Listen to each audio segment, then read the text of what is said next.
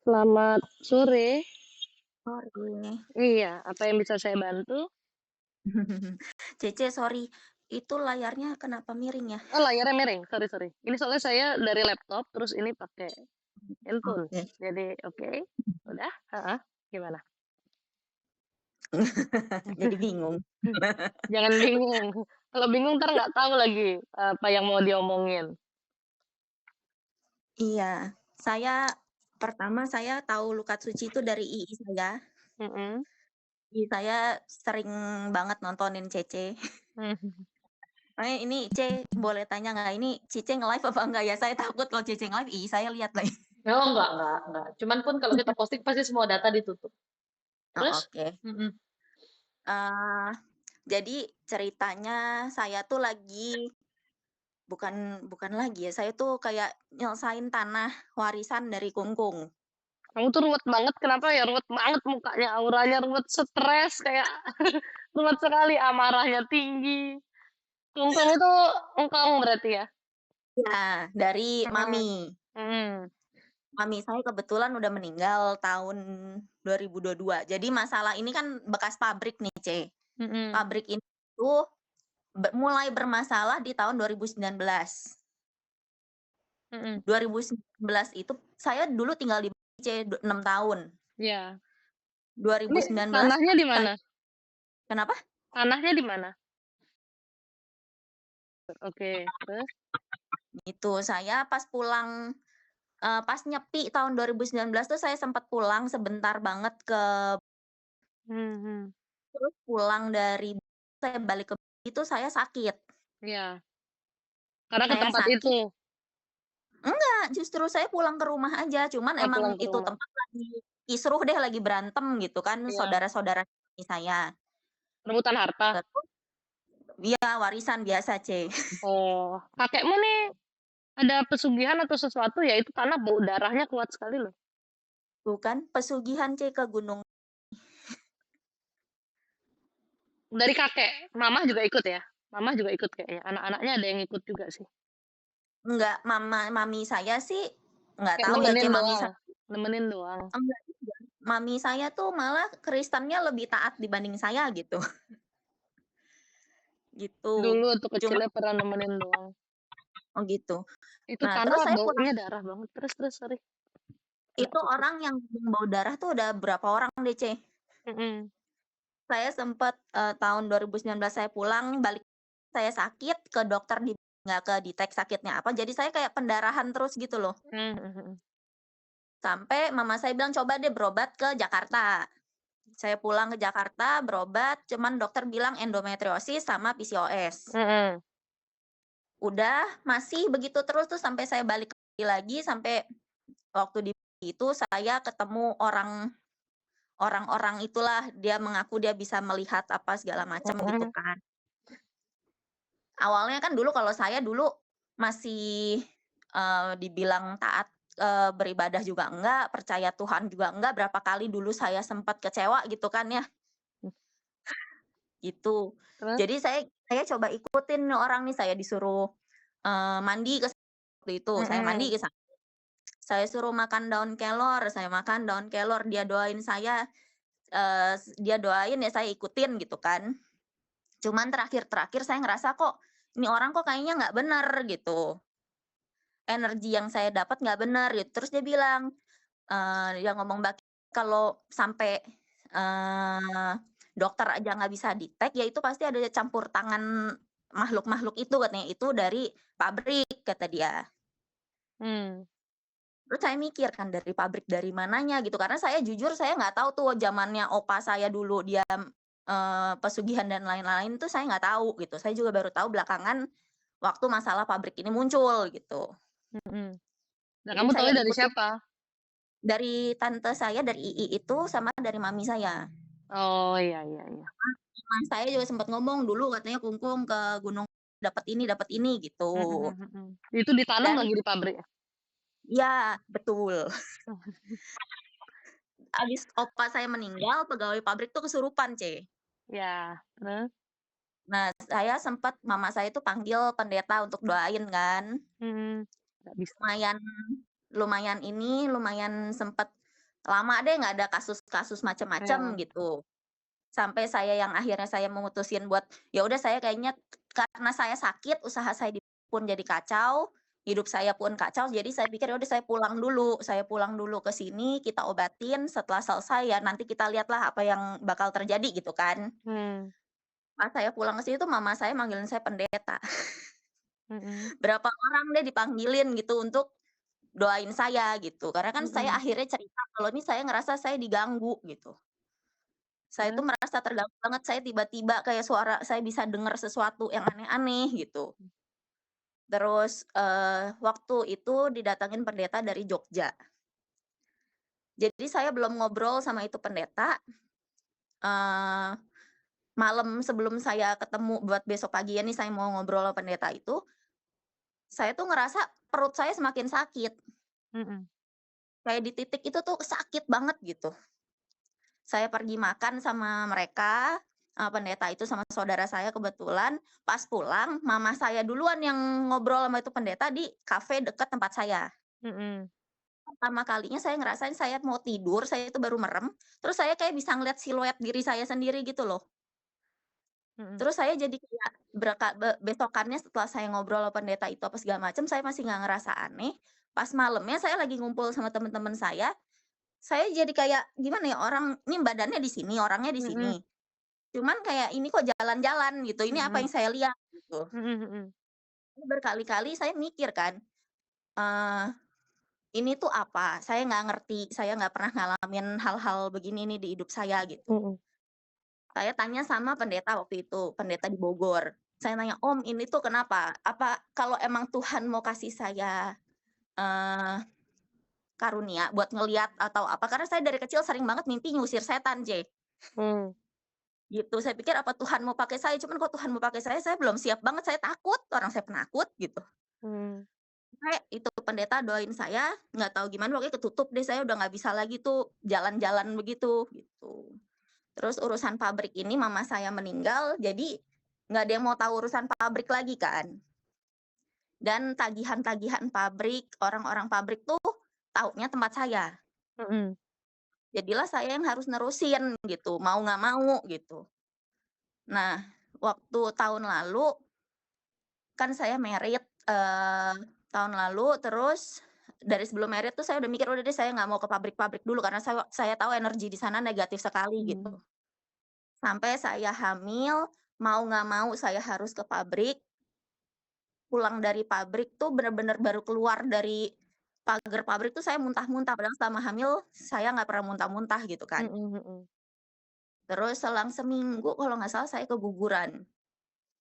Mm. Terus? Saya itu mikir, apa karena saya ke pabrik ya gitu, Jadi gitu. dulu waktu engkongmu yang masih hidup ya, engkong meninggalnya juga nggak terlalu jauh dari mama ya? 2017. Ya, nggak terlalu jauh kan, bukan kayak udah puluhan tahun gitu. Waktu engkongmu masih hidup, itu pabrik itu rutin ada sesuatu ritual yang engkong lakukan dan ada tumbalnya. Itu rutin. Mhm Tapi mhm ketika ke mama itu udah nggak rutin. mhm Tapi ada masih beberapa orang di dalam pabrik itu yang dulu bersama engkong, masih ada titik-titik yang mereka tuh kayak taruh sajen di pabrik itu. Kemudian begitu mama nggak ada, mereka juga banyak. Ini pabrik kayaknya udah nggak beroperasi ya, karena nggak ada orang sama sekali. Ya, itu kan tidak ada yang sembayangin, tidak ada yang kasih mhm makan lagi gitu loh. Jadi ya istilahnya kalau ke sana ya yang selama ini mereka udah dikasih makan darah tapi nggak ada dapat makanan gitu kan. Ya makanya kemarin kamu ke sana tuh langsung ya kena, kamunya selemah itu gitu kan. Dan dengan tempat yang energinya dahsyat, itu tempat itu tuh energinya kuat sekali gitu loh. Jadi kayaknya memang kalau dengan kondisi kamu yang selemah ini, kalau kamu lagi hamil jangan ke sana deh. Jadi bisa dibilang tuh kayak ya jadi tumbalnya gitu ya, cuman, tidak sampai rohnya ditahan, enggak, apa yang penting ada darah yang tercecer di situ, karena selalu pakai darah. Nah, yang terakhir tuh jadinya, ya kamu keguguran itu, gitu loh. Karena dulu kamu tuh rutin, kalau nggak salah tuh binatang kok dipotong, kalau nggak kambing, mhm. agak kecil, kambing kayaknya, kambing, bukan sapi, kambing kayaknya dia. Oh, Ya, Gitu. ya, ya. Jadi itu tuh binatang itu yang dijadiin istilah darahnya tuh kayak ditumbalin gitu loh. Tapi itu kan ritual yang rutin dilakukan. Dipikir itu tumbalnya. Sebenarnya banyak pegawai dulu yang ditumbalin juga di situ. Makanya itu tanah darah. Bau nih, Mm-mm. bau darah. Makanya tadi saya bilang ini tempatnya apa ya, kayaknya bau darahnya pekat gitu. Dan itu kalau mau dibersihin pun ya nggak bisa deh, sulit banget karena udah terlalu banyak darah yang ditumbalkan di situ, sudah terlalu banyak orang yang ditumbalkan. Itu kalau kamu mau jual pun ya, duitnya tuh kamu nggak boleh pakai sama sekali. Setelah kamu beresin urusan pabrik, lu tidak boleh makan lagi dari duit itu sama sekali. Mau kamu pakai usaha baru dan sebagainya udah nggak boleh, kamu harus donasikan sisanya. Karena itu uang dari awal didapatnya ya di jalan yang salah. Kamu istilahnya meminta kekayaan pada hal yang salah gitu ya, bukan dari Tuhan gitu. Dan itu kejualnya pasti harus sama dengan orang yang nyari-nyari pesugihan juga, yang negatif juga gitu, dengan hawa yang segitu kuatnya. Kalau kamu mau bersihin tuh susah, susah banget. Gitu. Apalagi Itu yang urusan ditanam banyak loh, yang iya, ditanam di situ. bakar menyan itu rutin setiap malam Jumat Iya, dulu. ritualnya banyak. Gila ya. Engkongmu meninggalnya sakit ya? Sakit. Dari Mami saya lama. juga sakit. Hmm. Opa itu sakitnya sebentar yang kita tahu karena dia kan hidupnya sendiri. Mm-mm. Jadi dia sakitnya yang kita tahu sebentar gitu. Cuman nggak tahu sebelum-sebelumnya mungkin dia udah ngerasa sakit gitu. Dan kalau kamu mau nerusin pabrik itu sebaiknya juga jangan ya. Karena kalau kamu nerusin pabrik yang asal mulanya panas ini, terus kamu juga nggak kuat iman. Intinya kalau kita beriman ke Tuhan sih kita udah tahu sumbernya salah, kita nggak boleh lakukan juga sebetulnya ya. Kalau kamu terusin bisa-bisa ya kamunya nggak kuat. Ya berakhirnya kayak mama jadinya. Iya makanya II saya tuh bilang udah ya katanya pabrik udah ngambil korban 2 orang dia Hmm. bilang. Jauh lebih Jam banyak sebetulnya. Cuman yang dari keluarga kalian yang kelihatan langsung kalian merasakan itu kan mama sama opa gitu ya. Jadi kalau diterusin tuh sebaiknya sih juga jangan. Ya istilahnya anggaplah itu harta, itu warisan yang tidak pernah ada. Walaupun harus diurusin tapi tidak pernah ada. Ini kemarin juga ada nih satu case kayak kamu orang juga, engkongnya juga yang pesugihan. Mamahnya baru meninggal juga kemarin, kacau sekali semuanya, tanah itu semuanya bermasalah. Dan dia bilang, "Mas, saya kasus tanahnya bisa selesai nggak?" Saya jawab, "Susah." Jujur susah saya bilang. Tapi kita nggak pernah tahu kuasa Tuhan ya. Dan itu kamu nggak boleh juga ambil dari uang tanah itu, sekarang kamu udah dalam pertobatan. Itu keluarganya tuh kacau semua. Dan ya sampai sekarang kasus tanahnya belum selesai-selesai. Karena apa? Itu tanah terlalu panas gitu. Jadi selalu ada konflik di tanah itu. Kayak sekarang nih, jadi keluarga rebutan warisan. Kalian keluarga kan juga, maaf ya, nggak ada yang benar-benar akur saling sayang gitu. Semuanya tuh ya udah kacau balau sendiri. Kayak kamu stresnya kamu loh benar-benar parah. Kontrol deh. Banyak doa ya. soalnya itu ngaruh banget Cek kayak saya tuh mikir ya saya selama ini hidup setiap jatuh pasti nggak dibikin Tuhan sampai jatuh parah gitu. Mm-mm. Tapi sebentar saya ada rezeki lagi, bisa bangun lagi gitu Hmm. kan. Sejak saya ngurusin ini pabrik tuh saya jatuhnya tuh benar-benar kayak Yes. astaga masa di rekening saya tinggal 4.000 gitu. Siapapun yang ngurusin tuh pabrik, makanya saya bilang jangan. Kalau kamu nggak bener-bener involve kesetanan nih, kamu nggak bener-bener ikut pesugihan juga nih, ya lu bakal susah aja rezekinya. Habis semuanya, disedot gitu loh. Tapi kalau misalnya orang itu udah bener-bener kesetanan, ya makin bem-bem memang gitu. Tapi ya masa kita mau kesetanan ya nggak? Sedangkan kita udah tahu efeknya seperti apa gitu. Sejak Karena dipegang kan mamamu kan kesehatan mamah yang bolak-balik sakit nggak jelas nggak jelas. Udah gitu juga bisnisnya makin turun makin turun makin turun kan. Ya karena mama nggak betul. menjalankan ritual yang dijalankan aku dulunya, kungkungmu itu gitu. Sekarang kan omah masih hidup, omah Mm-mm. dari istri Kungkung. Mm-mm. Saya tuh sempat mikir, ya saya nyelesain ini biar omah anteng aja lah gitu. Karena omah tuh kan yang, lu nggak mau lu urusin tuh, mau nunggu gua mati lu ya, biar jatah lu Mm-mm. makin gede gitu kan. Dan itu saya hampir setiap bulan lah saya dengar itu kayak saya stres kan gitu. Iya, iya. Emang nggak ada yang lain yang bisa ngurusin. Karena semakin lama kamu pegang ya, itu hanya bawa kekacauan dalam hidupmu sih. II saya udah nggak mau tahu, dia bilang, "Udahlah anggap aja itu kita nggak ada itu tanah, itu kita wakafin aja," kata dia. Iya, karena ibumu, selain agak takut, dia juga udah mau lebih sungguh-sungguh ke Tuhan sih. Iya, itu saya bilang, "Ci, Mhm. luar biasa II saya kenal Cece itu dari dia yang dulunya astagfirullahalazim sampai." Saya bilang nih manusia satu baik-baik cuman adat-adatan gitu kan. Heeh heeh. Kadang Sekarang tuh error, dia kadang bener gitu ya. sekarang tuh dia jauh lebih dia bilang dia bisa ngomong sama saya, dia berdoa apa, darah Yesus, saya itu udah luar Heeh. biasa buat saya. Akhirnya dia bertobat ya Tuhan. Ya bersyukurlah. Karena gini loh, kalau saya tuh percaya juga biarpun, apa, di satu keluarga kakekmu mau pesugihan kayak apa, tapi kalau Tuhan mau tolong, pasti ada orang-orang yang akan tetap Tuhan tolong di satu generasi itu, gitu. Ya mungkin salah satunya adalah kamu, tapi ya ujiannya juga bukannya ringan kan, gitu Mhm. loh. Jual tanah itu bakal lama, mau emakmu bilang segera urusin, maunya besok kejual, itu lama, susah. Karena benar-benar harus yang energinya sama banget nih, yang sama-sama ininya, dan tanah tuh lumayan luas loh. Kamu mau bersihin gimana caranya, nggak bisa itu. Ini sekarang saya baru sekitar 2 minggu ini deh saya dikenalin sama orang gereja Mhm, yang biasa urus tanah. Saya dititipin sama gembala, gerejanya deh gitu, "Tolong diurusin nih tanah ini anak," mhm. katanya gitu kan.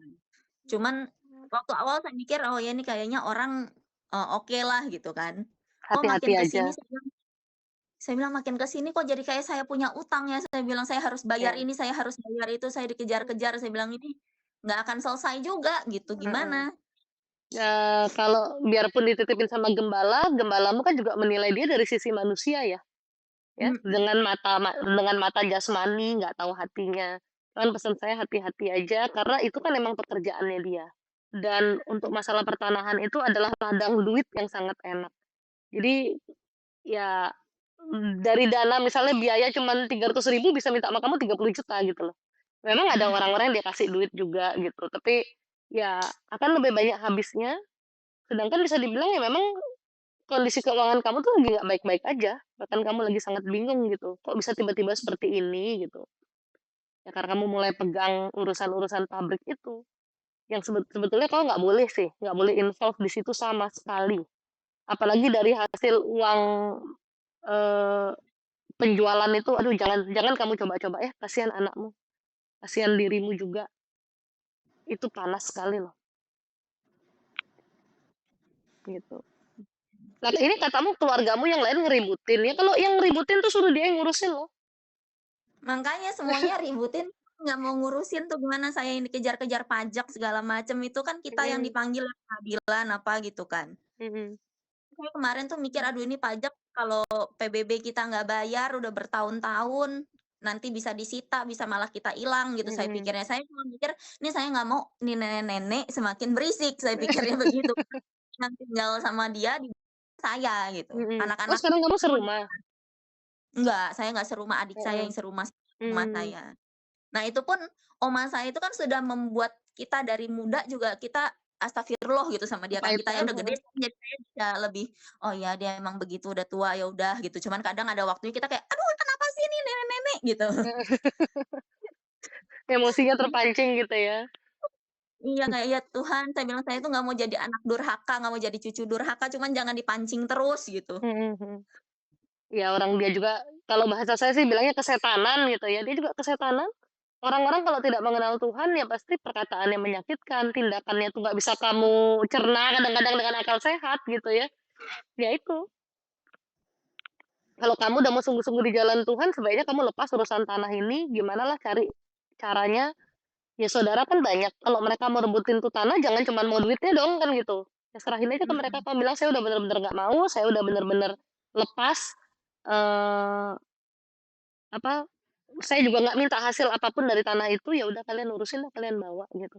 Sebaiknya sih seperti tindakannya tantemu itu ya, bener-bener nggak mau tahu, melepaskan dari semuanya, hiduplah kamu di jalan Tuhan, fokus dengan pekerjaan yang baru yang jadi berkat nanti dari Tuhan gitu. Karena kalau kayak gini terus nih, biarpun, apa ya, ada rezeki dari tempat lain, bakal angus aja hilang, habis. Mhm. bet bener-bener nol gitu kayak, "Ya Tuhan masa iya saya nol?" Gitu. Sebenarnya dari Tuhannya mah nggak nol, tapi lingkupan energi negatif di sekitar kamu itu loh. Dan ya kamu nih kan kepedihan hatinya banyak, kesetresanmu tinggi, amarahmu tinggi. Ya kita berdoa ke Tuhan pun Tuhan mau hati kita bersih kan, gitu loh. Itu yang harus diolah. Sedangkan kamu masih terus berurusan dengan hal-hal yang negatif ini. Nggak heran sih kamu ke sana muntah-muntah apa segala macam. Saya waktu awal live yang saya tanya itu tanah kok tanah apa kayak banyak banyak darah gitu. Itu karena saya kayak ngeliatin di situ tuh kayak gelap sekali dan ya lebih banyak iblisnya gitu. Banyak iblis bukan lebih banyak. Enggak, ya banyak iblis di situ. Itu banyak sekali loh roh-roh orang yang tertahan di situ yang ditumbalin sama kakekmu dulu tuh banyak sekali di situ. Itu nggak bisa di pembersihan gitu, Ci? Susah banget. Kalau udah ada banyak darah tertumpah, mau darah binatang, darah apa, wih itu ekstra sekali. Lain kalau kamu nggak pernah bikin apa-apa di tanah itu, terus ada kiriman orang gitu ya, itu gampang. Ini kan kamu sendiri yang menanam, itu benda-benda yang ditanam masih di situ. Itu kan bukan cerita tentang bendanya, tapi isi dalam benda itu kan gitu kan. Terus darah-darah yang dipersembahkan, eh, roh-roh pegawai yang ditumbalkan, kebanyakan pegawai sih yang ditumbalkan. Mhm. Ada orang random, ada 18, sisanya pegawai. Itu pabrik kayaknya sudah puluhan tahun ya? Dari tahun 70-an. Pantesan korbannya bisa kayak sampai ratusan gitu. Karena dalam setahun kakekmu itu perjanjian itu harus menumbalkan sekitar 3 orang per 4 bulan sekali. Dan semua itu tanpa sadar loh awalnya tuh tanpa sadar. Pikirnya tuh ke gunung ya. Karena orang-orang pada bilang doa di gunung tak rezeki.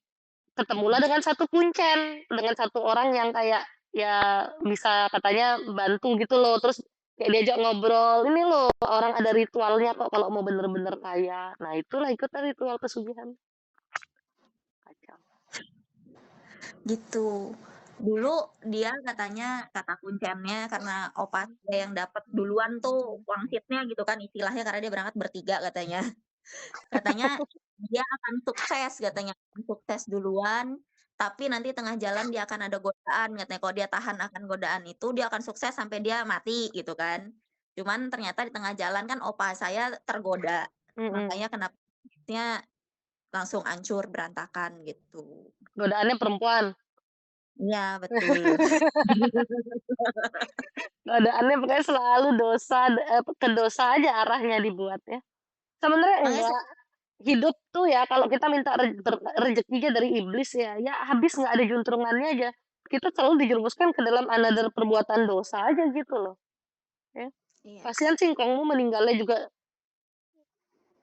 susah meninggalnya. Iya, berapa kali dia kalau dia kan Katolik perminyakan waktu itu katanya. Terus sempat unfollow berapa kali sampai terakhir yang saya ingat katanya ada tim doa di Darmais datengin dia terus katanya dia berdoa sampai dia nangis malamnya dia meninggal gitu. Karena waktu dia nangis itu dia setidaknya minta pengampunan ke Tuhan. Mungkin itu pun masih ngomongnya mungkin ya.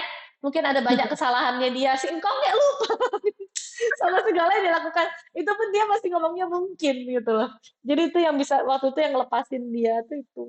Kasihan tahu makanya ya kita belajar dari hal ini. Leluhur kita boleh bikin salah apapun, tapi di firman Tuhan berkata, Tuhan kita itu bukan Tuhan yang melimpahkan hukuman dari apa yang dibuat bapaknya kepada anak-anaknya. Jadi kamu ya udah lepasin sungguh-sungguh di jalan Tuhan. Karena itu tanah darah bakal makan korban terus. Nanti yang Makanya kasihan anak-anak kamu. Kenapa? sekarang sekitar bulan lalu deh awal bulan Januari itu saya kan setiap hari Kamis saya ada Mm-mm. saya tuh pas jalan ke sana saya tuh lagi mikir aduh pergi nggak ya karena perut saya banget. Terus saya sempat ngomong tuh sama saya aduh ini perut kok sakit terus tiba-tiba dapat mimpi saya bilang saya di mimpi itu rahim saya bermasalah saya bilang.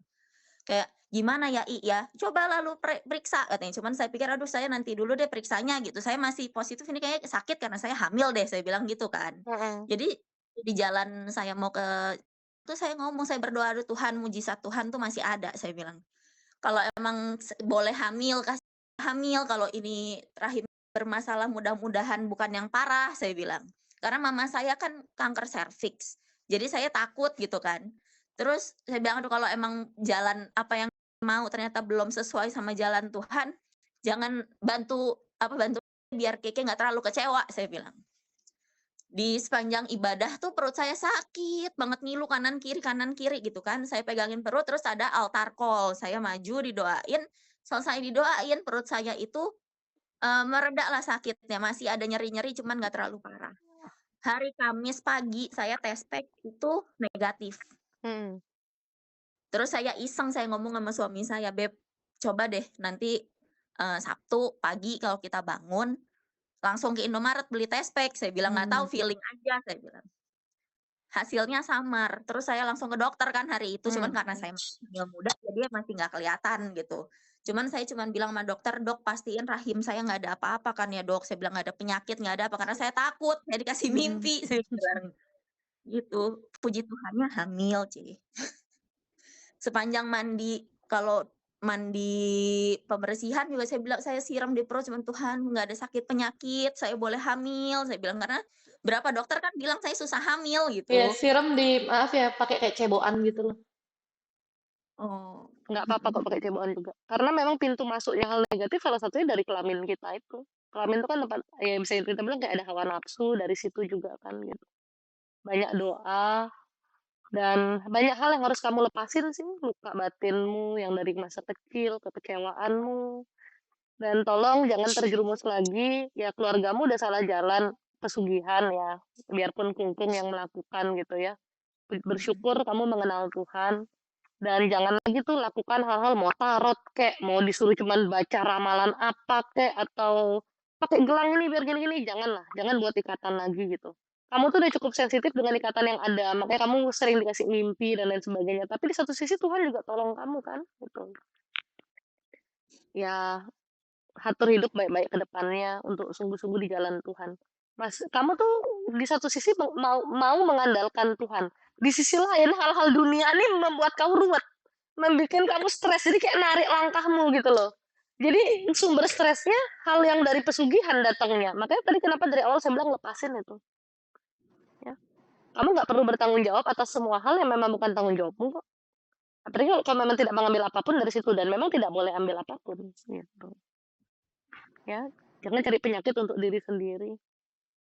Ya baru 2 hari yang lalu kayak malam saya tuh nangis-nangis sama suami saya bilang, "Kenapa ya perasaan yang kalau ini tanah selesai tuh yang nikmatin uang paling besar bukan saya bilang. Hmm. "Saya cuman ngeluarin uang aja," saya bilang, "kenapa harus saya yang nanggung ya? Kenapa juga saya harus kepikiran?" Saya bilang. Anak-anak engkongmu yang lain juga ekonominya nggak baik-baik aja ya? Baik-baik semua, Oh, kaya-kaya semua? kaya-kaya semua. Cuman Hmm. nggak ada yang mau tahu gitu. Justru oma saya tuh selalu ngomong sama saya, "Ya mereka udah banyak duit, mereka nggak butuh uang," katanya. "Makanya mereka nggak mau tanah ini." "Ya yang kaya kan mereka, emangnya gua kaya?" Katanya gitu. "Emangnya Mhm. gua nggak butuh duit?" Katanya gitu. Ya udah Om aja yang ngurusin. Kita udah give up. Gitu, makanya saya pikir, aduh kasihan juga ya. Kadang saya ada kasihan sama oma saya paham kenapa dia bisa jadi seperti ini kan salah satunya juga karena opa saya selingkuh gitu kan. Salah satunya meskipun dari kecilnya dia emang udah gelo-gelo begitu gitu kan. Cuman sekarang saya makin mikir lah kasihan ya kalau ngeliat oma saya kasihan, cuman kadang saya kesel saya bilang. Saya mesti gimana gitu. Nggak bisa deh. Kamu kalau bisa sih oma juga janganlah menikmati hasil dari tanah itu walaupun dia merasa itu miliknya dia. Cuman susah ya, omamu tuh nggak ke Tuhan juga. Omamu tuh bener-bener nggak ke Tuhan sama sekali. Iya, kalau ditanya agamanya apa, kafir gitu. Saking kepahitannya sama hidup. Jadi kalau ditanya agamanya apa, kafir gitu ya. Ya ampun. Aduh, Gitu. Bingung ya, saya bilang saya iya. bingung nih kemarin saya sempat, "Ayo Mah, ke gereja Mah," saya bilang, kan dia habis jatuh. Mhm, Habis jatuh jadi lebih kacau deh gitu, karena biasa dia lincah kan, ini jatuh gerak dia terbatas jadi Mhm. error. Saya sempat ngomong, "Ayo Mah, Natal nih," saya bilang, "mau ke gereja nggak?" "Udah Kiki anterin lah," saya bilang, "ditemenin. Mama mau ke gereja yang mana?" Karena saya sama adik saya kan beda gereja. Mhm. "Mama mau ikut yang mana? Mau ke sana apa ke sini?" Saya bilang. Dia mikir, "Lama nggak? Ini nggak, apa nggak nanya?" Saya bilang, "Nih mau apa enggak?" Saya bilang. nggak deh mau tidur aja katanya. Saya pikir tadinya wah udah lampu hijau nih dikit nih saya bilang dia mau gereja gitu. Mhm. Ternyata nggak jadi. Kamu kan Sekarang dia pakai Kasfama, Ci. terus gimana pakai Kasama?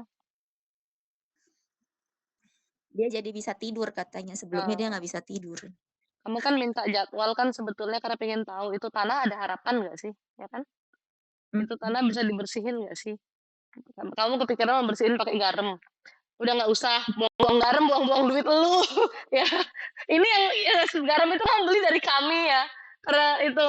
Tapi kami yang jual aja bilang nggak usah pakai garam, karena kamu dengan garamnya kamu pakai mandi untuk dirimu, untuk kamu bisa berdoa lebih tenang, lebih banyak doa. Mendingan nenekmu kamu mandiin garam, tapi itu tanah nggak usah ya, karena nggak bisa diapa-apain, nggak bisa. Ibarat kau tuh menabur garam ke tempat yang emang udah kelam, ini energi positifnya juga tenggelam gitu loh. Ya, karena sekuat itu gitu. Kalau masih ada harapan, masih bisa dibantu, rumahnya masih bisa dibersihin, kan pasti bilang bersihin, doanya seperti ini. Tapi dia udah nggak bisa. Jadi tuh tanah tuh ya, emang kalau yang mau beli cuma satu aja pilihannya, dia harus kesehatanan banget. Dia harus benar-benar juga pesugihan dan lain sebagainya.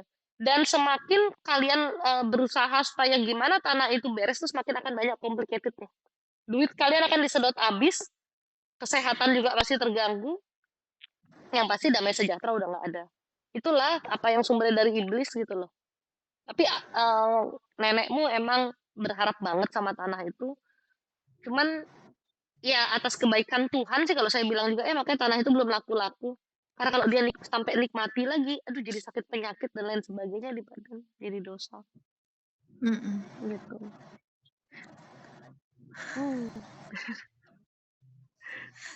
Hmm. Jadi bingung, Cek, gimana ya? Saya bilang mau ngomong, saya nggak mau ngurusin, nanti itu oma-oma juga kepikiran gitu kan. Ya coba Maksud diskusi dulu sama keluarga yang lain. saya mau ngomong sama tante saya nggak berani kayak, "Udah nih nggak diurusin, cuman tolong segala keinginannya oma, ya lu turutin lah supaya dia nggak kepikiran sama tanah itu," gitu kan. Cuman ya Suruh gimana? kamu rembukan dulu sama keluarga gitu loh. Terus suruh suamimu yang ngomong. Siapa tahu mereka lebih sungkan kan. Soalnya mau fokus kehamilan, mau fokus apa rumah tangga kan baru merit nih, kita pengen punya anak. Jadi kalau sambil ngurusin kayak gini tuh istri saya stres gitu loh. Kasihan dia, kemarin kan habis keguguran dan lain sebagainya gitu. Ya terserah mereka mau terima nggak terima ya terserah gitu loh. Cuman kita nih kan punya kehidupan sendiri-sendiri ya.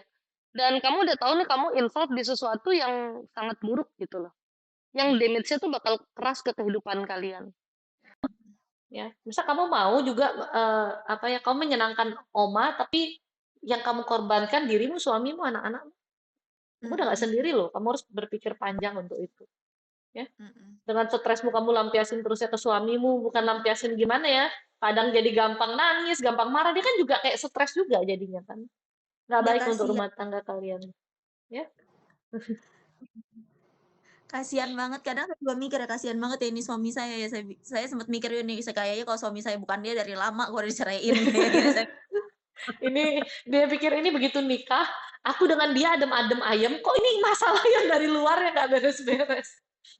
Ya ujian pernikahan lah juga ya. Cuman kan sebenarnya Iya. bisa dengan kamu mengambil ketegasan, pokoknya saya nggak mau urus itu udah pokoknya udah tahu itu hasil tanah yang salah lagi udah gitu. Mhm. Cuman kalau di luar tanah yang pabrik itu kalau saya mau urusin masih aman nggak, Ci? Sebetulnya apapun yang dihasilkan dari uang yang dari pabrik itu nggak bisa kamu nikmati. Mmm. Ini kan ada lagi 4 aset ya? Yang ketahuan sih baru 2, C. Oh ada 4 sebetulnya. 4 sama pabrik itu ya, berarti ada lagi satu yang belum ketahuan tuh. Gitu. Tadi saya pikir yang Ada di istri mudanya ya? Istri mudanya masih ada? iya, masih. Itu Oh. masalah pabrik salah satunya sama keluarga istri mudanya. Oh ya, semua merasa punya hak ya. Tapi istri mudanya dinikahin sah? Enggak. Hmm.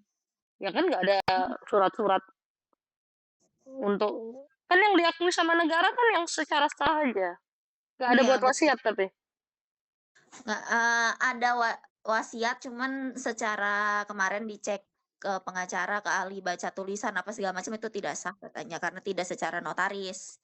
Oh, engkau tulis sendiri gitu. Terus Mmm. tidak adil ke keluarga kitanya gitu kan, dia Iya iya malah iya. ke keluarga sana gitu. Emang konslet emang konslet. Gitu loh, jadi bingung saya Ya, mesti konflik gimana. itulah segala sesuatu yang didapatkan dengan keserakahan, ketamakan, minta di hal yang salah pasti akan membawa kehancuran, kebinasaan, dan nggak Mhm, akan ada yang bersisa. Kesannya punya tapi nggak punya gitu.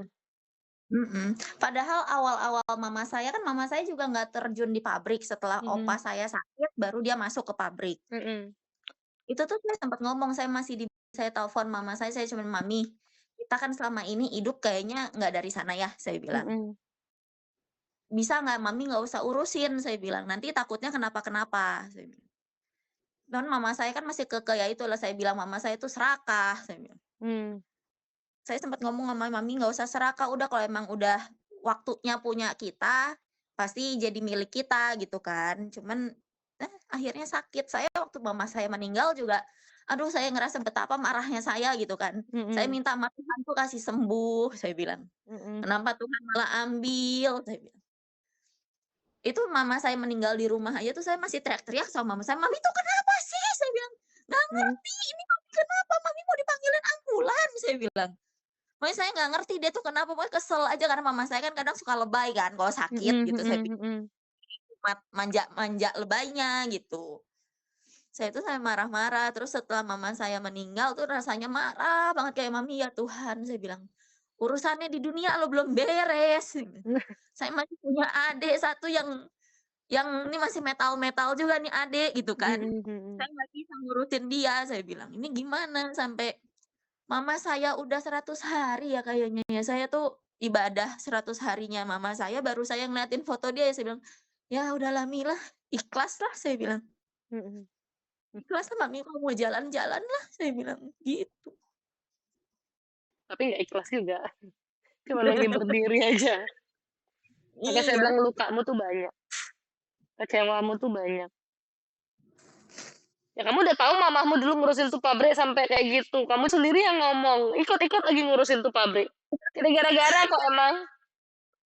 tante saya tuh bilang, "Ya cobalah kalau lu ini," kemarin kan ada beberapa urusan yang saya beresin selesai gitu kan. Mhm. Tante saya bilang, "Nah itu lu bisa beresin, kenapa emak lu nggak bisa?" katanya.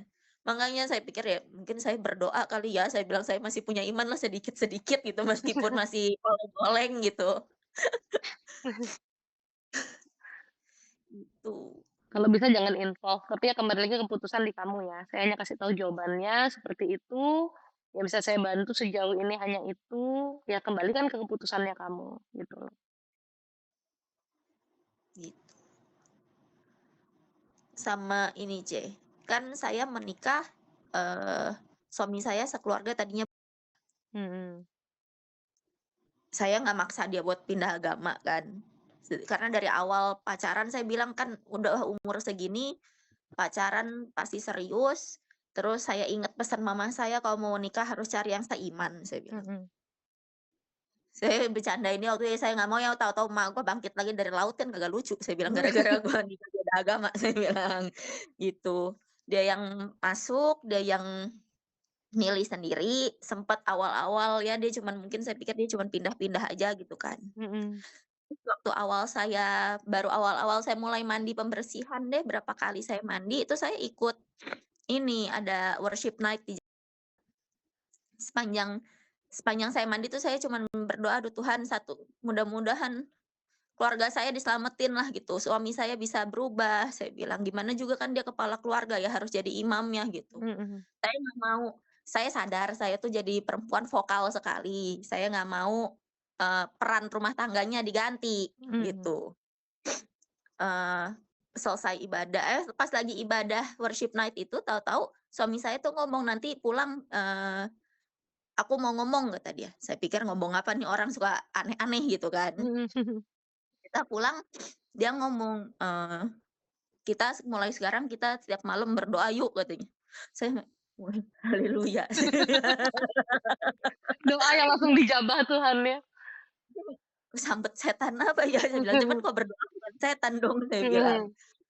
Nah itu sampai sekarang dia berdoa gereja apa segala macam dia mau kan. Mhm. Cuma karena masih apalagi kemarin mau Imlek masih ada sembayang-sembayang gitu, jadi dia sama saya harus sembayang. Mmm. Saya tuh kadang-kadang bingung, kita megang hio kan. Mmm. Terus kita berdoanya gimana? Saya bilang. Jadi saya Heeh. megang hias, Tuhan Yesus kan jadi aneh, saya bilang. Ya nggak apa-apa.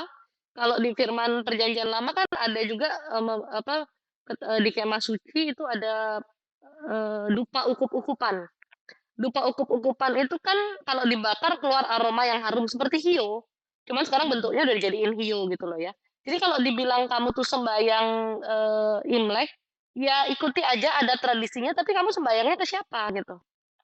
mhm, Iya doa aja, "Tuhan Yesus, terima kasih misalnya untuk hari ini kami bisa menikmati hari raya Imlek ini, semua karena penyertaan penjagaan Tuhan. Terima kasih, amin." Udah tancapin aja udah. Emang dia tahu lu doa ke siapa, keluarganya? Kan enggak. Soalnya banyak orang itu yang berpikir, "Ini pegang hiu aja dosa."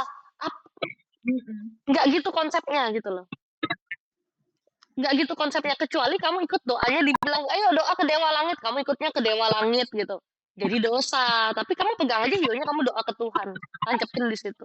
Ya udah gitu. Kita nggak mempersembahkan buat si dewa langit, kita persembahan buat Tuhan. Karena kita doanya ke Tuhan gitu. Jadi bukan permasalahan hiu dan di depan apa ya. Ya kalau ada orang kesetanan, kita mau doain depan si orang kesetanan tapi kita menyebut nama Tuhan kan kita bukan doa ke setannya kan gitu. Ya.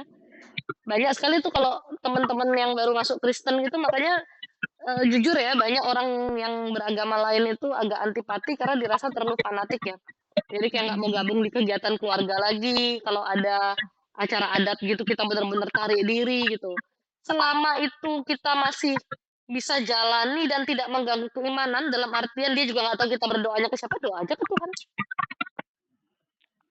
Atau kalau kamu bingung bilang aja Tuhan saya nggak tahu nih yang saya lakukan ini perasaan saya tidak enak ini salah tapi Tuhan tolong saya karena kalau tidak saya lakukan eh, ya bisa jadi konflik yang besar. Jadi Tuhan tolong saya. Udah gitu aja. Kemarin tuh ii saya sempat ngomong, "Lu Mm, lu lagi hamil lu," katanya itu, "laki lu kan dia punya grup barong. mm. Barong dia barong yang disembayangin." Uh, siapa? Suamimu? Iya, dari papahnya. Barongsai dia tuh barong yang disembayangin Iya, gitu iya. kan. Katanya tuh kalau orang ngasih angpau ke barong dia itu kayak buang sial gitu. Kalau itu mah jangan Film diikuti, jangan diimani lebih tepatnya. Kalau kita iya kan, makanya kalau aku mhm, ketemu tuh barang di jalan, emang gua tahu misalnya tuh barang disembayangin kan kagak gitu loh. Tapi kan kita nggak mengimani itu. iya tante saya nanya, "Lu nggak apa-apa ya lu lagi hamil laki lu sembayang begitu?" katanya. So, cuman kalau memang itu adalah barang yang disembayangi dan dia ikut sembayang itu salah.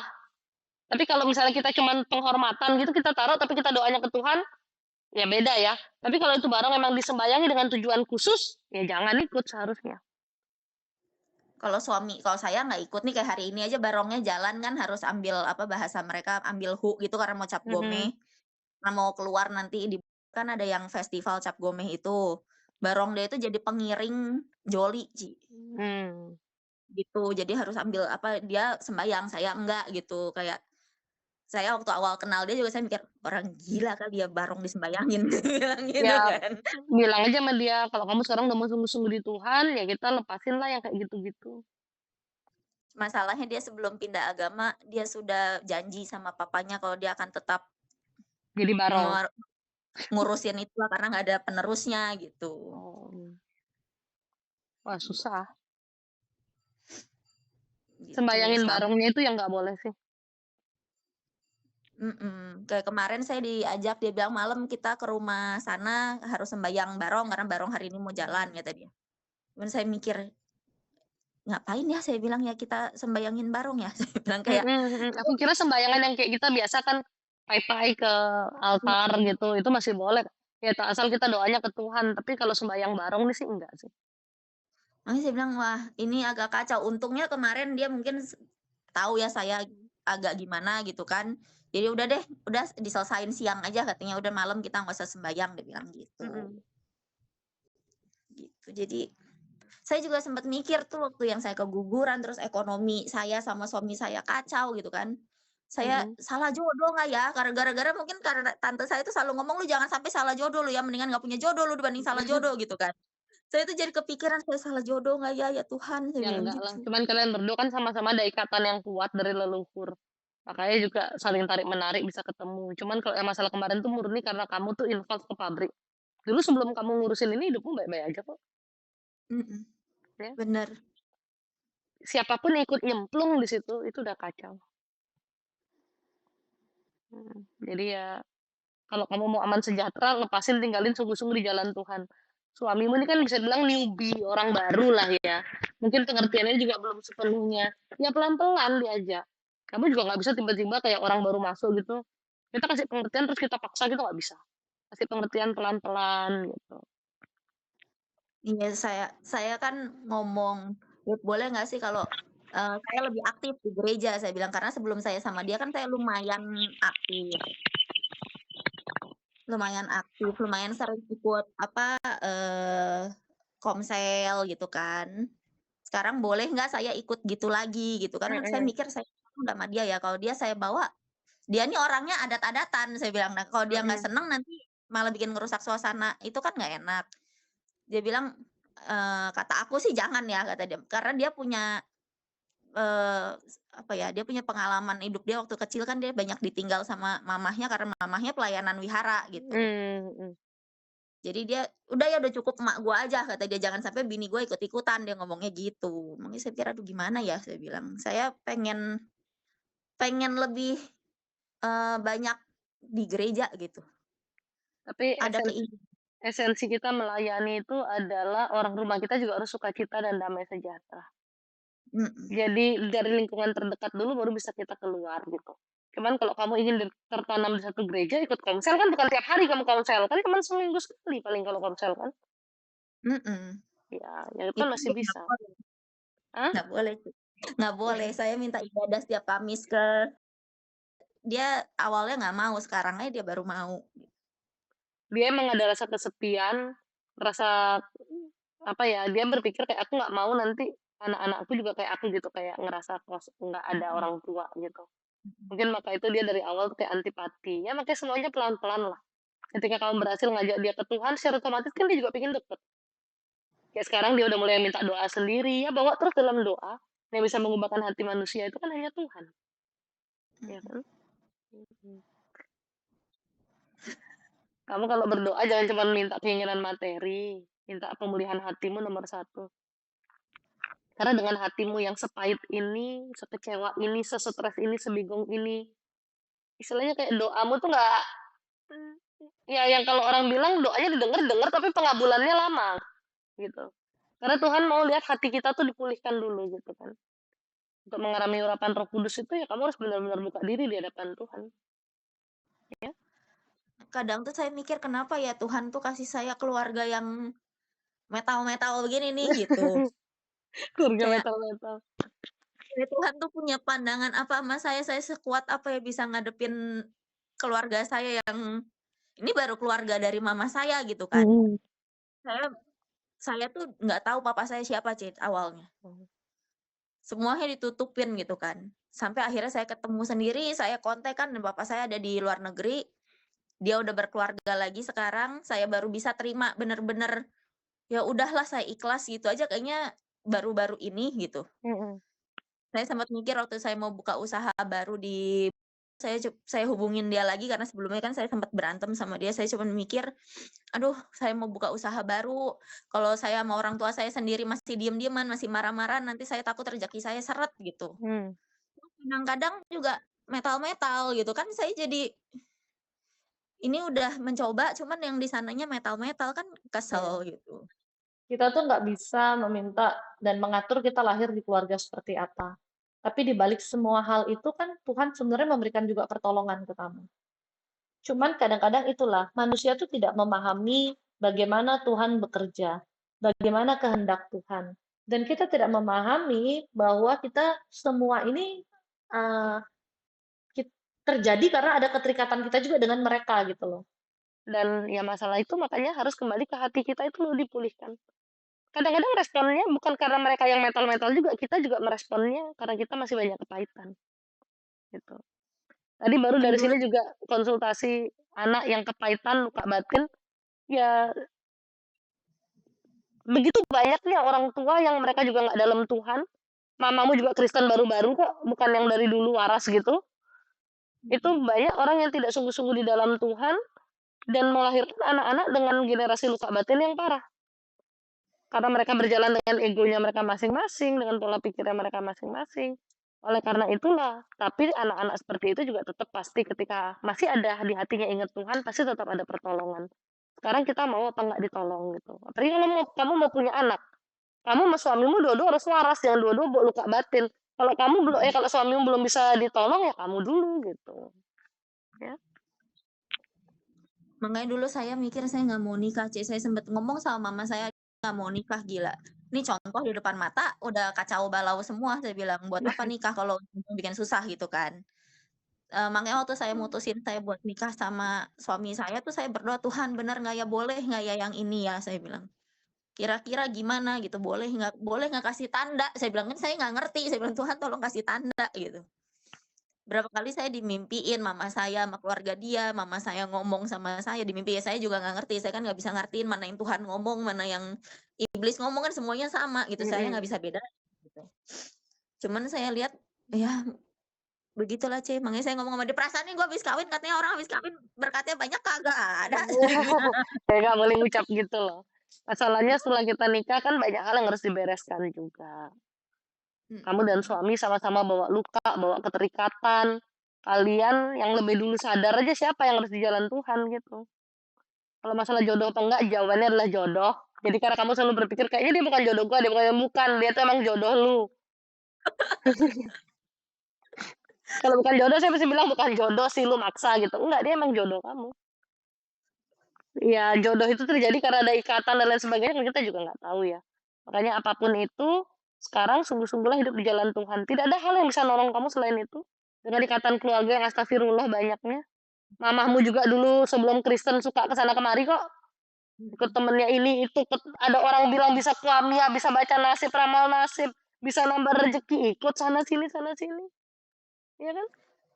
Terus katanya juga papa saya punya papa, itu apa ya bahasanya kalau di wihara yang bisa baca-baca gitulah C, yang jaga wihara gitu. Iya iya. Ya makanya ikatannya sama-sama kuat. Karena gini loh sayang, nggak mungkin orang itu, makanya Tuhan bilang pasangan yang sepadan, itu maksudnya dari sisi seperti ini juga sepadan. Kalau kamu ikatannya kuat, nggak mungkin kamu ketemu pasangan yang nggak ada ikatan.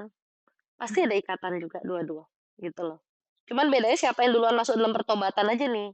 Jadi ikatan itu bisa dibersihkan gitu. Tapi kalau dua-duanya, makanya dua-duanya orang dalam Tuhan pasti akan ketemu juga gitu. Ya. Kayak kamu bilang kamu rajin ke gereja, kamu pelayanan, tapi ada satu ganjalan dalam hidupmu yang sebenarnya membuat eh, ibadah dan pelayananmu itu tidak maksimal di mata Tuhan.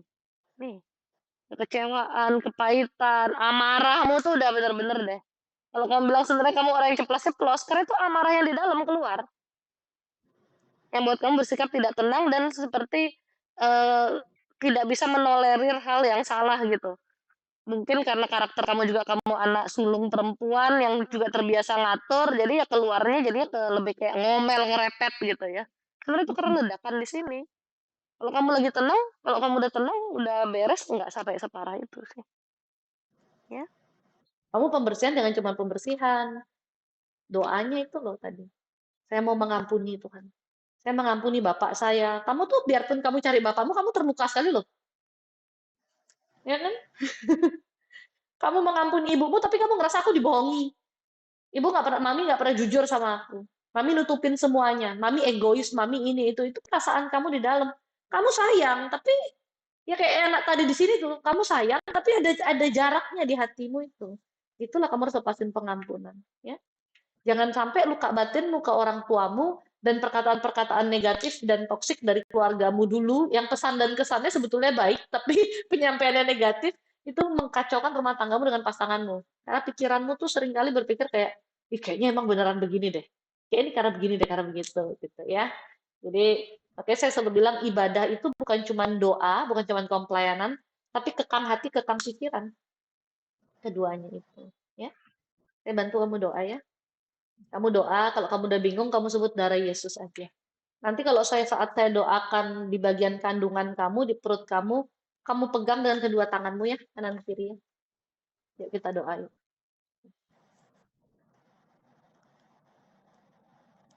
Ya Tuhan, Tuhan kami bersatu hati datang ke hadirat-Mu Tuhan.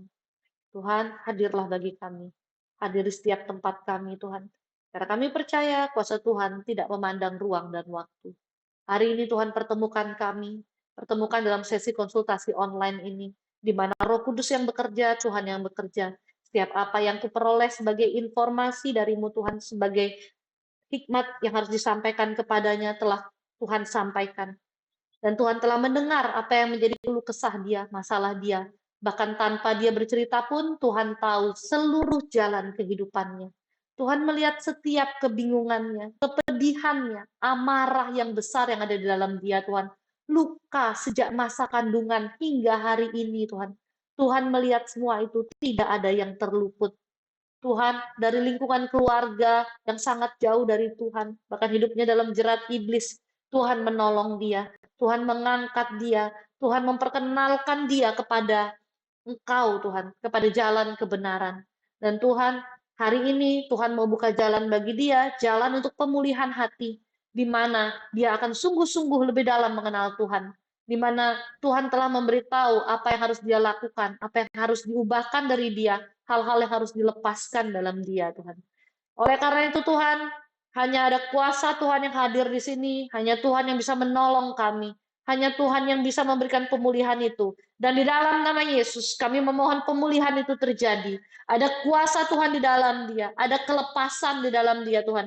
Dari segala sesuatu yang buruk, segala sesuatu yang jahat, kuasa-kuasa gelap, di dalam nama Yesus semua itu dilepaskan.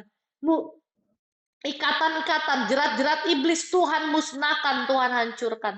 Tuhan lihat dalam hatinya, kepahitan, luka batin, amarah, kebencian, luka yang dahsyat itu Tuhan. Di dalam nama Yesus, semua roh kepahitan, roh luka batin, roh amarah, roh kebencian itu dipatahkan Tuhan. Kekecewaan yang besar itu dipatahkan Tuhan. Ada damai sejahtera Tuhan yang mengalir dalam dia. Tuhan mengangkat setiap bebannya. Tuhan memulihkan setiap lukanya. Di dalam nama Yesus ada kuasa-Mu Tuhan. Dengan kuasa darah Yesus ada kuasa pentahiran, kuasa pembersihan, kuasa penyembuhan, kuasa pelepasan. Hanya karena Tuhan yang hadir. Tuhan mengurapi dia dengan kuasa-Mu ya Tuhan. Semua yang buruk dalam dia Tuhan musnahkan, Tuhan hancurkan. Tuhan mengangkat setiap bebannya. Tuhan bantu dia buka hatinya di hadapan-Mu Tuhan. Yang selama ini dia sudah mencari Engkau, namun hatinya yang penuh luka itu menjadi penghalang. Maka Tuhan bantu bukakan itu semua Tuhan. Rasa pedih ketika ditinggalkan oleh ibunya Tuhan. Tuhan lihat itu. Tuhan yang genggam hati itu, Tuhan yang obati. Di dalam nama Yesus, Tuhan yang memberikan kasih yang besar. Kasih Tuhan yang memberikan kesembuhan. Kasih Tuhan yang memberikan ketenangan. Kasih Tuhan yang memberikan damai sejahtera. Ada beban yang terangkat, ada kepedihan yang terangkat, ada luka yang Tuhan pulihkan di dalam dia Tuhan. Hari ini dan seterusnya Tuhan. Dia mau berproses Tuhan. Tuhan tuntun dia dalam jalan-Mu Tuhan. Tuhan tolong dia. Bantu dia lepaskan pengampunan Tuhan. Dia mau lepaskan pengampunan untuk ibunya. Yang selama ini dia kasihi namun juga membuat luka di hatinya Tuhan. Atas perkataan-perkataan ibunya yang pernah menyakiti dia. Atas hal-hal yang dia pandang salah ibunya perbuat pada dia Tuhan. Bantu dia melepaskan pengampunan. Tuhan beri juga pengampunan bagi ibunya. Beri tempat yang terbaik di sisi-Mu ya Tuhan. Tuhan bantu dia mengampuni omanya. Yang menyakiti dia dengan perkataan-perkataan dan perbuatannya Tuhan. Bantu dia mengampuni adiknya Tuhan. Yang selama ini ingin dia tuntun, ingin dia beri nasihat, namun kerap kali terjadi keributan Tuhan. Yang sesungguhnya mereka saling mengasihi, namun luka yang mereka miliki sama-sama besar. Tuhan bantu dia mengampuni ayahnya. Yang selama ini dia rindukan kasih sayangnya, dia rindukan sosoknya, namun tidak pernah dia jumpai, tidak pernah dia temui. Bahkan ketika dia menemui ayahnya pun, rasa kosong itu tidak bisa terisi Tuhan.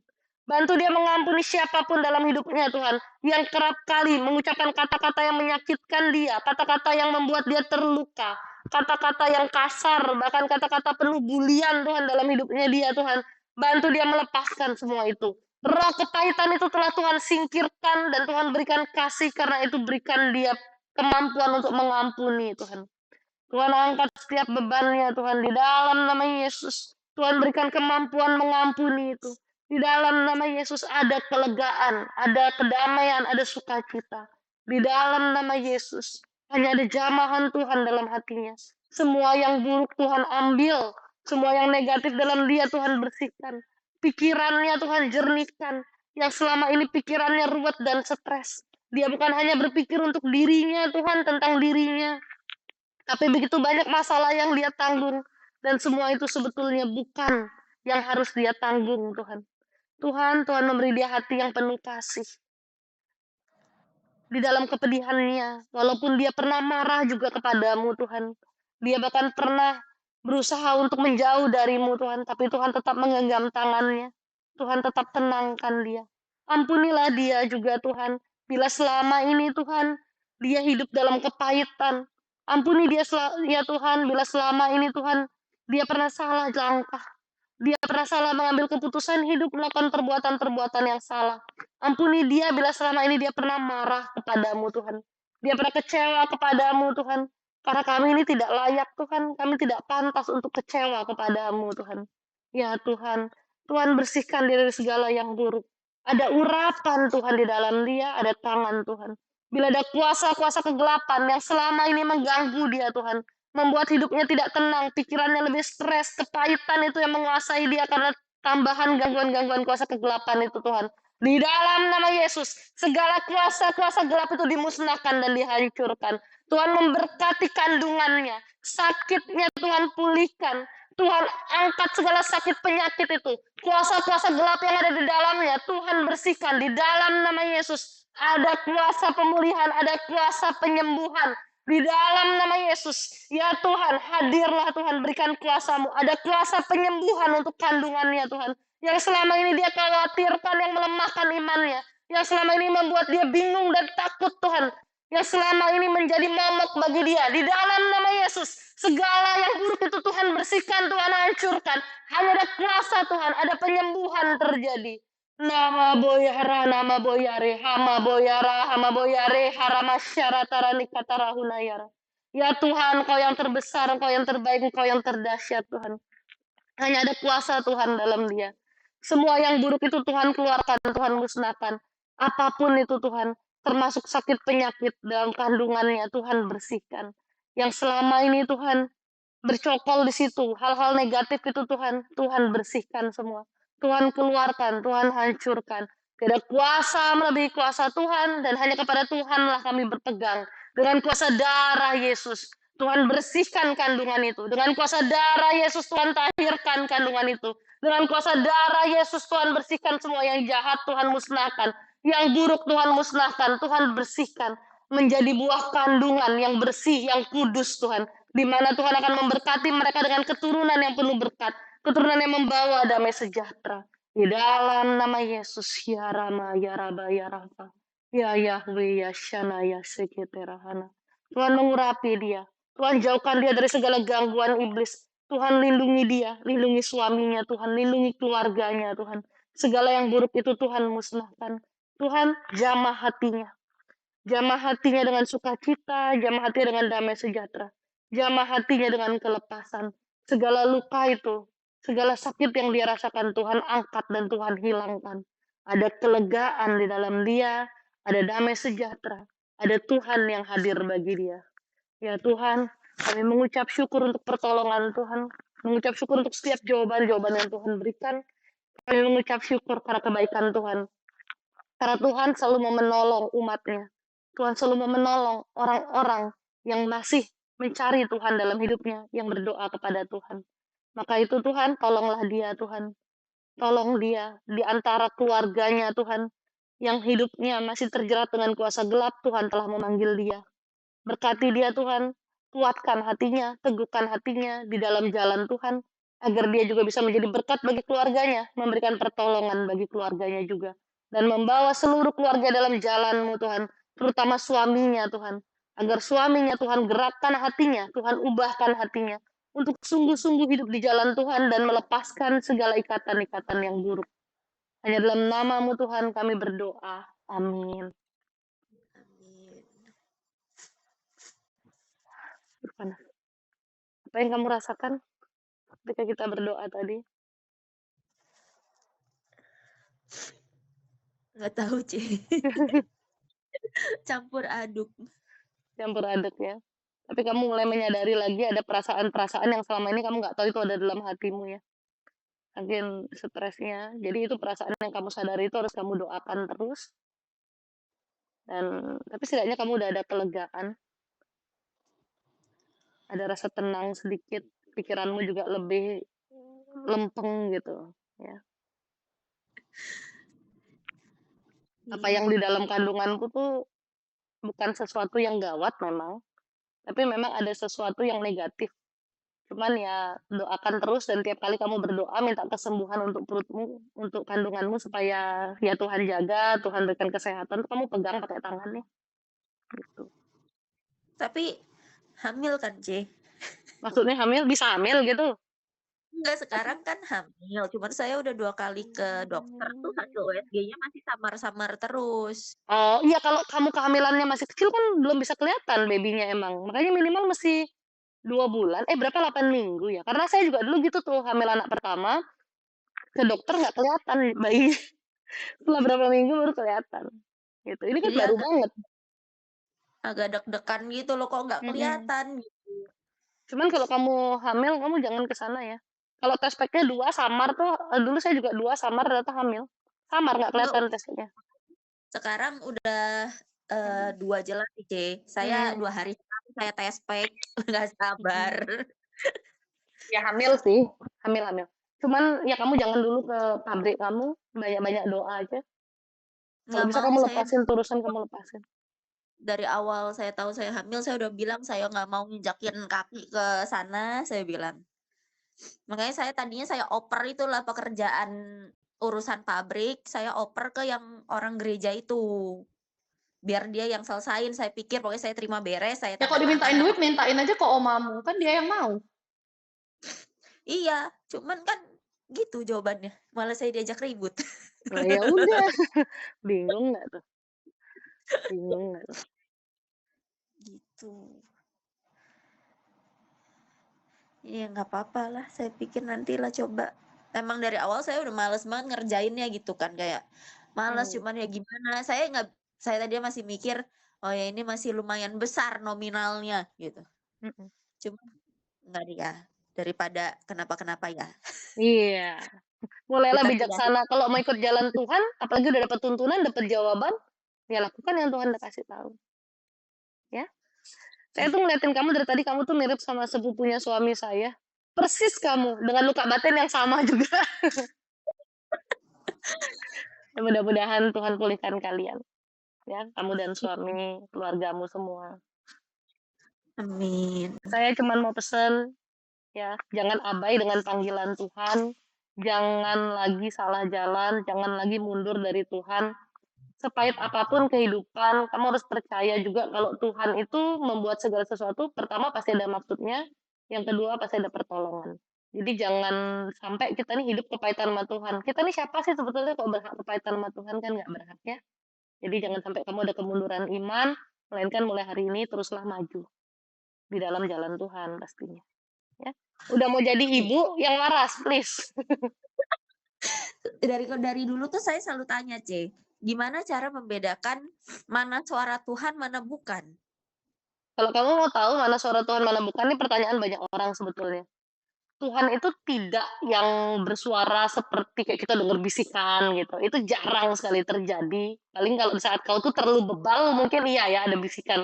Tapi bukan setiap kali Tuhan bersuara tuh seperti bisikan gitu. Lebih kebanyakan memang di hati. Tapi satu hal yang pasti, suara Tuhan sudah tertulis di firman Tuhan. Apapun yang Tuhan sampaikan itu tidak mungkin bertentangan sama firman Tuhan. Jadi jangan cuma berdoa tapi baca firman-Nya. Dan ketika kamu masih ragu, berdoalah minta tanda sama Tuhan. Tuhan, saya nggak tahu ini, saya masih ragu apakah ini memang dari Tuhan atau dari saya sendiri atau bahkan dari iblis, Tuhan. Kalau memang ini dari Tuhan, tolong kasih saya tanda. Kalau memang jawabannya adalah iya, maka dalam 2 hari ini mungkin besok pagi ada yang bawain saya nasi uduk tukang sayurnya jualan sayur apa gitu sebagai tandanya gitu ya. Itu bisa. Karena Gideon juga minta tanda sama Tuhan. Bahkan ketika hambanya Abraham mau cari jodoh buat Ishak juga minta tanda sama Tuhan gitu loh ya. Tuhan tuh tidak pernah mau kita salah jalan. Jadi makanya kenapa firman Tuhan mengatakan kalau kamu merasa mendengar suara Tuhan, uji lagi. Ujinya itu dengan doa. Kembali ke firman Tuhan itu, kemudian dengan doa, benar atau tidaknya minta tanda sama Tuhan. Gitu.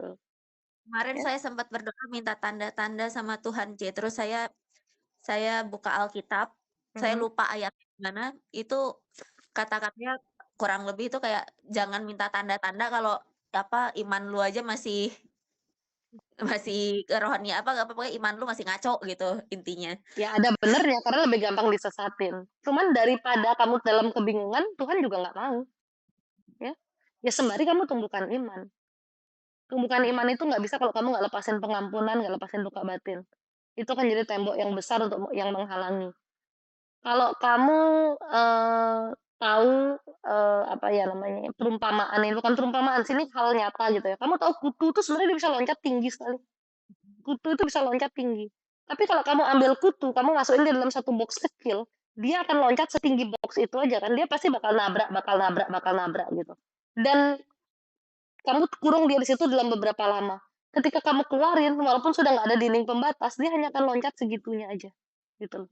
Itulah iman kita. Kalau kita biarin iman kita seperti kutu dalam box itu, ketika kita mulai berdoa nabrak mulu, kagak ada jawaban Tuhan, kagak ada jawaban gitu rasanya. Kita tuh nggak akan pernah bisa melampaui. Padahal kita sebenarnya mampu. Maka kamu harus keluarkan dirimu dari box itu. Ya, keluarkan dirimu dari luka batin kepahitan itu. Gitu. Oke? Oke. Mudah-mudahan sharing ini bisa bantu kamu dan kamu udah tahu keputusan apa yang harus kamu ambil. Pertolongan Tuhan juga selalu hadir dalam hidupmu. Oke?